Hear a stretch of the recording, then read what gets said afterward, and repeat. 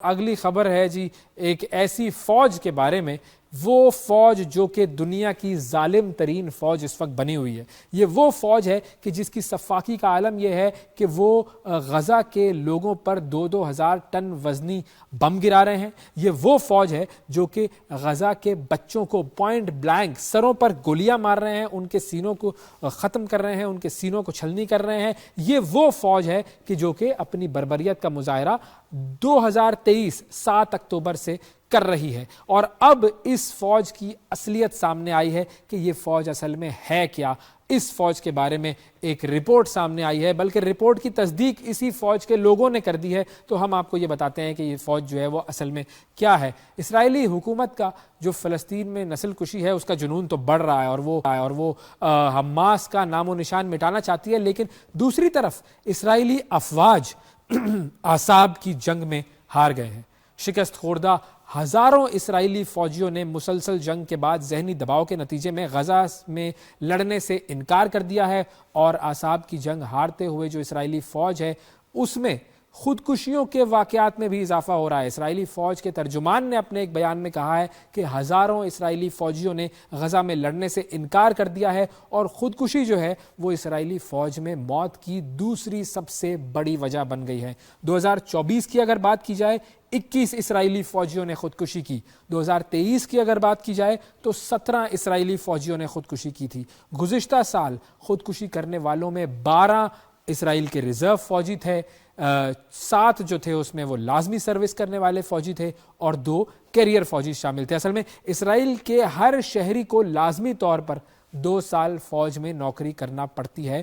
اور جنگ ہونے کی صورت میں اسرائیلی شہری جو ہے ہر شہری اسے محاذ پر جانا پڑتا ہے، جبکہ اسرائیلی قوانین کے مطابق جنگ میں لڑنے سے انکار پر وہ جو شہری ہے اس کو جیل بھی ہو سکتی ہے۔ تو یہ معاملہ جو ہے وہ اسرائیل کی فوج کا ہے کہ اب یہ فوج ڈرتی ہوئی فوج ہے، اور اس فوج کے اعصاب کمزور پڑ چکے ہیں، اور اب فوجیوں نے لڑنے سے منع کر دیا ہے، اور خودکشیاں بھی بڑھ رہی ہیں۔ باش گشت سنائی دے رہی ہے کہ ایلون مسک جو کہ دنیا کا سب سے امیر ترین شخص ہے، اور شاید اب دنیا کا طاقتور ترین شخص بھی کہلایا جائے گا، وہ جرمنی کے انتخابات میں بھی مداخلت کرنے لگا ہے۔ یہ بات سامنے آئی ہے جرمنی کی طرف سے۔ جی، امریکی انتخابات میں براہ راست میدان میں آنے کے بعد ایلون مسک اب دیگر ممالک کے پاور گیمز میں بھی مداخلت کرنے لگا ہے۔ جرمنی نے دنیا کے امیر ترین شخص اور ٹیکنالوجی کے میدان کے بیتاج بادشاہ ایلون مسک پر انتخابات میں مداخلت کا الزام عائد کیا ہے۔ جرمنی میں حکمران اتحاد کا شیرازہ بکھرنے کے بعد فروری میں انتخابات شیڈیولڈ ہیں، اور جرمن رہنماؤں کی جانب سے ایلون مسک پر الزام عائد کرتے ہوئے یہ کہا گیا ہے کہ وہ انتہائی دائیں بازو کی جماعت آلٹرنیٹو فار جرمنی یعنی AfD کی حمایت کر رہے ہیں، جس کے لیے ایلون مسک ایکس اور اخبار میں شائع اپنے مضمون کے ذریعے AfD کو فائدہ پہنچا رہے ہیں۔ جرمن رہنماؤں کا کہنا یہ ہے کہ ایلون مسک وفاقی انتخابات میں اثر انداز ہو رہے ہیں۔ جرمنی سیاسی بحران کی وجہ سے پہلے ہی مشکلات سے دوچار ہے، اور وہاں پر ایلون مسک نے دعویٰ یہ کیا ہے کہ AfD وہ واحد سیاسی جماعت ہے جو کہ جرمنی کو مشکلات سے بچا سکتی ہے۔ AfD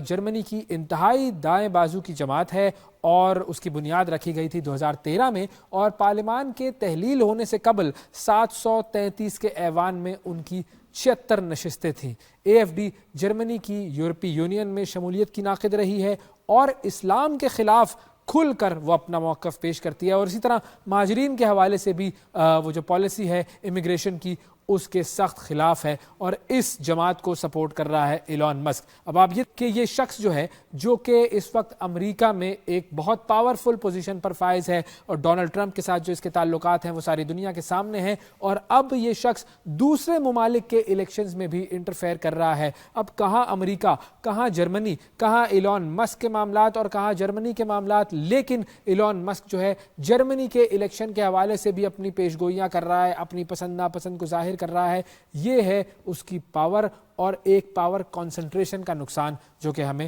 اس پوری صورتحال میں دکھائی دے رہا ہے۔ اگلی خبر کی طرف بڑھتے ہیں اور آپ کو لے کر جاتے ہیں اس ملک کی طرف جس کا نام ہے ساؤتھ کوریا۔ اور ساؤتھ کوریا میں ہم جانتے ہیں کہ کیا ہوا تھا۔ کچھ عرصہ پہلے ہم نے دیکھا تھا کہ ساؤتھ کوریا میں مارشل لا لگایا گیا تھا وہاں کے صدر کی طرف سے، لیکن چند گھنٹوں بعد ہی وہ مارشل لا ختم کر دیا گیا۔ صدر کی مواخذے کی تحریک سامنے آئی اور وہ سارا معاملہ جو تھا، اب اس معاملے میں ایک اور پیش رفت سامنے آئی ہے اور ذمہ داران کو،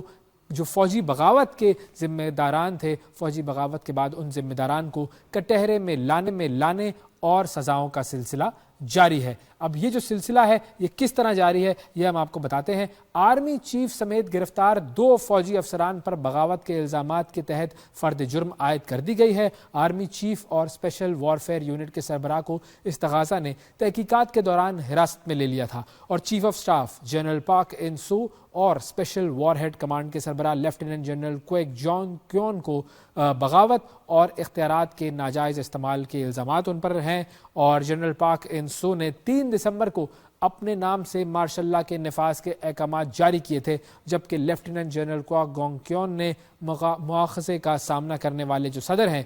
یون سوک یول، ان کے احکامات پر اسپیشل فورسز کو پارلیمنٹ میں بھیجا تھا تاکہ ممبران جو ہے وہ مارشل لا کے خلاف تحریک پیش نہ کر سکیں، لیکن وہ سارے ممبران وہاں پہنچے اور انہوں نے تحریک پیش کی اور مارشل لا اس طریقے سے ہٹایا گیا۔ تمام تر اقدامات کے باوجود جنوبی کوریا جو ہے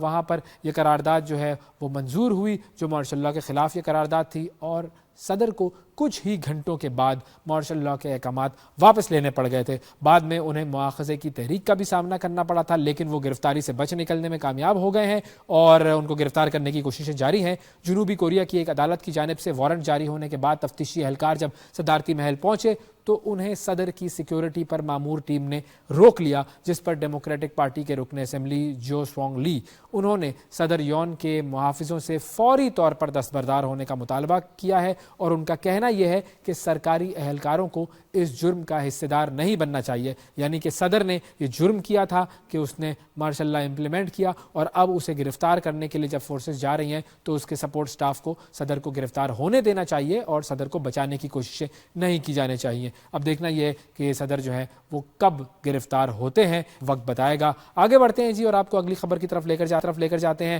اور یہ ہے جی بھارت کا۔ بھارت میں اب ایک واقعہ پیش آیا ہے، اور اس واقعے کا اگر آپ نے بیک گراؤنڈ سمجھنا ہے تو آپ کو نیٹ فلکس پر ایک سیریز دیکھنی ہوگی، اور وہ سیریز ہے جس کا نام ہے دا ریلوے مین۔ اور یہ دا ریلوے مین جو سیریز ہے وہ آپ کو بتائے گی کہ ایک بہت بڑا حادثہ بھارت میں پیش آیا تھا، اور اس حادثے کے حوالے سے اب اس حادثے کا جو فضلہ ہے وہ اٹھایا گیا ہے۔ خبر کیا ہے یہ بتاتے ہیں آپ کو۔ بھارت میں ہزاروں اموات کا باعث بننے والا جو فیکٹری سے زہریلا فضلہ ہے وہ 40 سال کے بعد اٹھایا گیا ہے۔ دسمبر 1984 بھارت کی ریاست مدھیہ پردیش میں واقع یونین کاربائڈ کیمیکل پلانٹ میں گیس کے اخراج سے ہزاروں افراد ہلاک ہوئے تھے۔ 5 لاکھ سے زائد وہاں پر افراد اس گیس سے متاثر ہوئے تھے۔ فضلے کے باعث لاکھوں لوگوں کو مختلف قسم کی بیماریوں کا بھی سامنا کرنا پڑا تھا، جس کے بعد فیکٹری کو بند کر دیا گیا تھا۔ ایمنسٹی انٹرنیشنل کی ایک رپورٹ کے مطابق بھوپال کی فیکٹری سے گیس لیکیج کے بعد 3 دن میں 10,000 افراد کی موت ہوئی تھی، اور بعد میں یہ تعداد 22,000 تک جا پہنچی تھی۔ 40 سال بعد کیمیکل پلانٹ سے بچا ہوا زہریلا فضلہ نکالنے کا کام شروع کیا گیا ہے۔ 337 میٹرک ٹن زہریلے فضلے کو 12 کنٹینرز پر لاد کر بھوپال سے 250 کلومیٹر دور پیتھم پور کے صنعتی علاقے میں ٹھکانے لگایا جا رہا ہے۔ مشرق وسطیٰ کی اب ہم بات کریں گے، اور یہ جو معاملہ ہے یہ بھی بڑا معاملہ ہے، اور چونکہ ہم بات کرتے ہیں مشرق وسطیٰ کی تو ہمیں لگتا ہے کہ یہ ایک کمپلیکیٹڈ قسم کا ایک شطرنج کا گیم ہے، اور اس کو جیتنے کے لیے عالمی سیاسی حریف جو ہیں وہ اپنی اپنی چالیں چل رہے ہیں۔ اور ہم آپ کو لے کر چلتے ہیں رشیا کی طرف، جہاں پر ایک واقعہ پیش آیا ہے، اور یہ واقعہ ہے بشار الاسد جو کہ سیریا کے صدر تھے اور وہ روس چلے گئے تھے، وہاں پر ان کو پناہ دی گئی تھی، ان کے ساتھ یہ واقعہ پیش آیا ہے، اور اب اس واقعے کی تحقیقات ظاہر ہے ہو رہی ہیں۔ بشار الاسد کا تختہ الٹنے کے بعد اب ان کی جان لینے کی کوشش کی گئی ہے۔ سابق